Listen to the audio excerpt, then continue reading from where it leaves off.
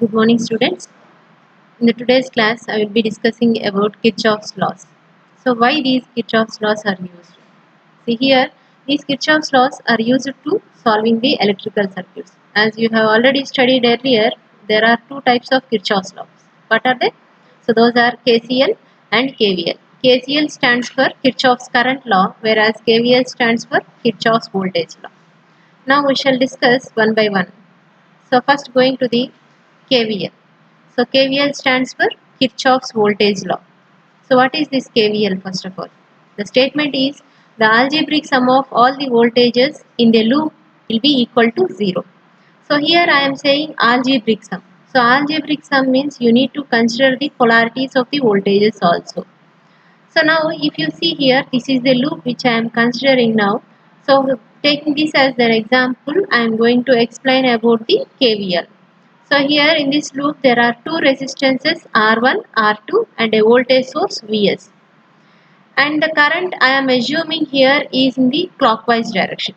The current I am assuming here is in the clockwise direction. So that means the current is entering here. The current is entering here.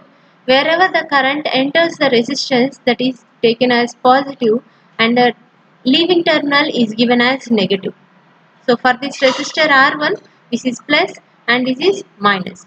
And now the current comes here and it enters the R2 in this terminal. So this is given as positive and the leaving terminal is given as negative.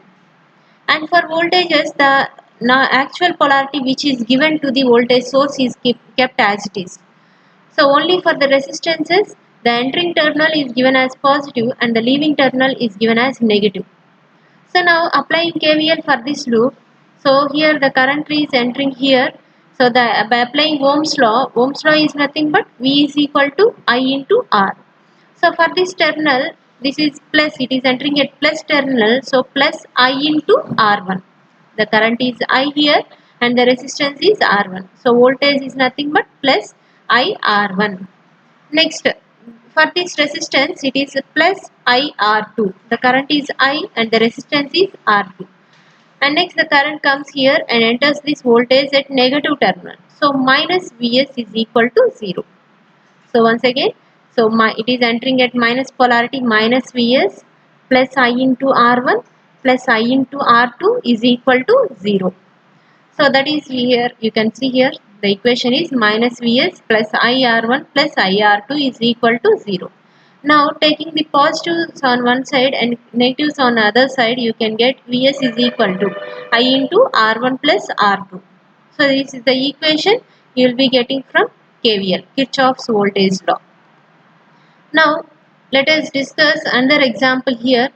See here in this circuit there are 4 resistances and 2 voltage sources. You can observe 12 volts is one voltage source and 6 volts is another voltage source, and the resistances here are 10 ohms, 20 ohms and 40 ohms, again 20 ohms. So 4 resistances are there here and 2 voltage sources are there. So for this loop, the current is assumed in the clockwise direction. Now if you apply KVL for this loop, then it is entering it. So here from starting from 12 volts, it is touching first minus polarity. So minus 12 plus V1. So touching terminal, entering terminal is given as positive and the leaving terminal is given as negative. So positive, it is entering at positive terminal. So plus V1. Next for V2, the terminal is entering is given as positive. So plus V2. Here this is a voltage source. It is entering at negative terminal. So minus 6 volts. Next for 40 ohms resistor, it is entering here. So it is given as plus V3 and plus 20 V4 is equal to 0. So that is about the voltages. If you want to write about the in terms of current and resistances, V1 is replaced with the current into resistance. The current is I and the resistance is 10 ohms. For V2 is equal to the current is I and the resistance is 20 ohms. And for this voltage source, it is kept as it is. And again 40 ohms resistor, voltage is V3 is equal to current I into 40 resistance. And for this V4, the current is I and the resistance is 20. V4 is equal to 20. You can replace these values. So this is about the KVL. Now let us discuss about KCL. So KCL stands for Kirchhoff's current law. So Kirchhoff's current law is nothing but the algebraic sum of the currents meeting at a point or junction is zero. So what is a junction first of all? I told you earlier, junction is nothing but two or more branches meeting at a point is called a junction. Two or more branches meeting at a point is called junction. So at that junction, the algebraic sum of the currents is equal to 0. Here you can see this example. This is a node here. At this node there are 6 currents entering. So 6 currents are there here. So these 6 currents, out of these 6 currents, I3, I4, I1. So these 3 are entering the node and I5, I6, I2 are leaving the node. So entering is taken as plus and leaving is taken as minus. So the currents which are entering through to the node is taken as positive polarity and the currents which are leaving the node are given as negative polarity. So taking here, see here you can observe I1 is entering the node. So it is given as I1 plus I1 and I2 is leaving the node. So minus I2. I3 is entering the node plus I3. I4 is entering the node plus I4.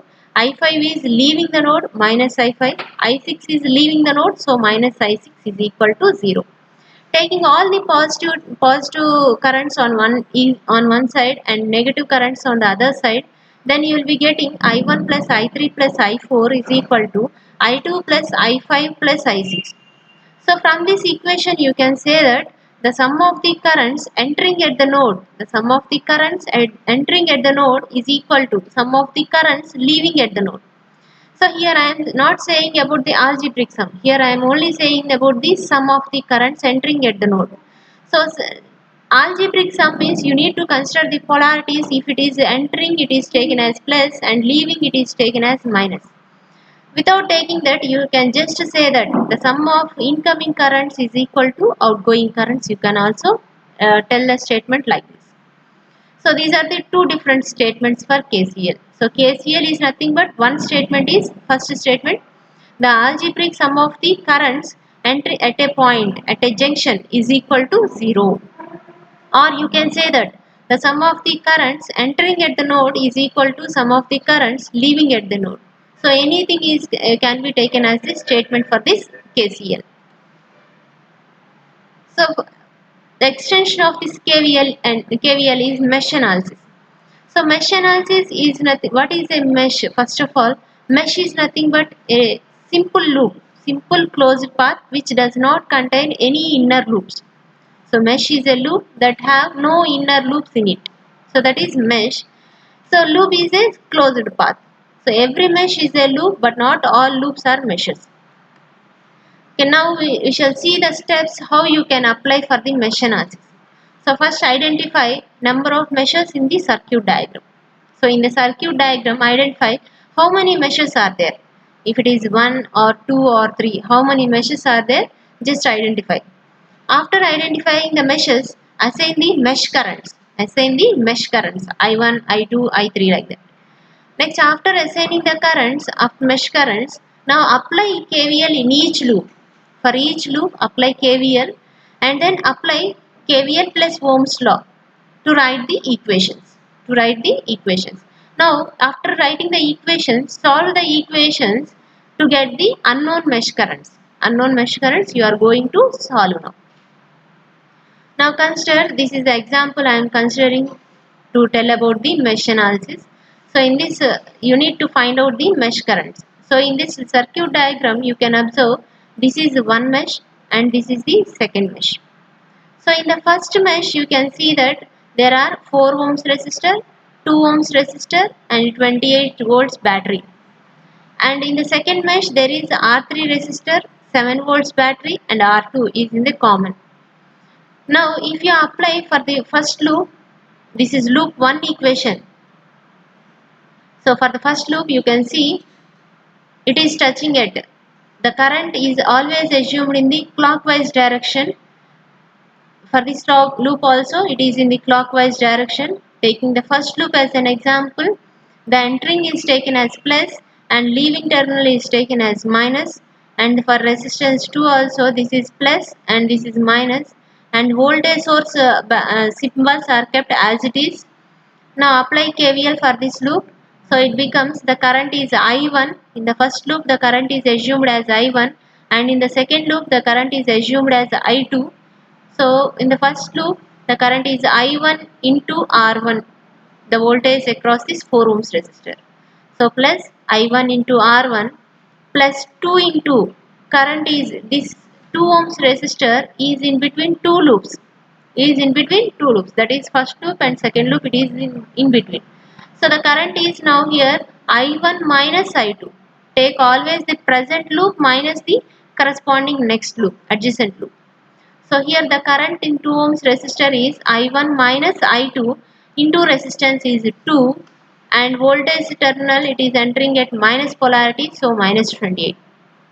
So once again the equation is minus 28 plus I1 into R1, that is 4, plus I1 minus I2 into 2 is equal to 0. That is about the loop 1 equation. Now coming to loop 2 equation. So if you observe the current here, it is taken as in the clockwise direction, that is it is 2 into I2 minus I1. Always take the present loop current minus the adjacent loop current. So it is I2 minus I1 into 2, next plus 1 into I2, 1 into I2 plus 7 is equal to 0. By solving these two equations with your calculators, then you will be getting the unknown currents as I1 is equal to 5 amperes and I2 is equal to 1 ampere. So that is about the mesh analysis. And one of the other topic in this mesh analysis is about the super mesh. Super mesh is nothing but whenever a current source occurs between two loops, then this complete loop is called a super mesh. And in these cases, how you can solve the problem, I am going to explain now. See here in this given problem there are three meshes here. So I identify the currents as, mark the currents as I1, I2, I3 in all the three loops, and I1 all the three currents are in the clockwise direction only. Now so I1 is in the first loop and I2 is in the second loop and I3 is in the third loop. Now applying KVL for the first loop, the current in 1 ohm resistor is I1 into 1. I1 into 1, and the 10 ohms resistor is in between these two loops, that is first loop and the second loop. So that is 10 into I1 minus I2, always the present loop current minus the adjacent loop current. So 10 into I1 minus I2, and the voltage source, it is the entering terminal is here is minus 2 is equal to 0. So that is about the equation 1. So minus 2 plus 1 into I1 plus 10 into I1 minus I2 is equal to 0. That is for the loop 1 equation. Now coming to the loop 2, here there is a current source here. So if a current source is in between two loops, then this is called super mesh. So in these cases, how you are going to solve is, write the current equation for this current source. Now this becomes, this 4 amperes is in the downward direction. So I1 minus I2 is equal to 4. So here you can see I1 minus I2 is equal to 4. That is one equation. And now write the complete equation for the super mesh.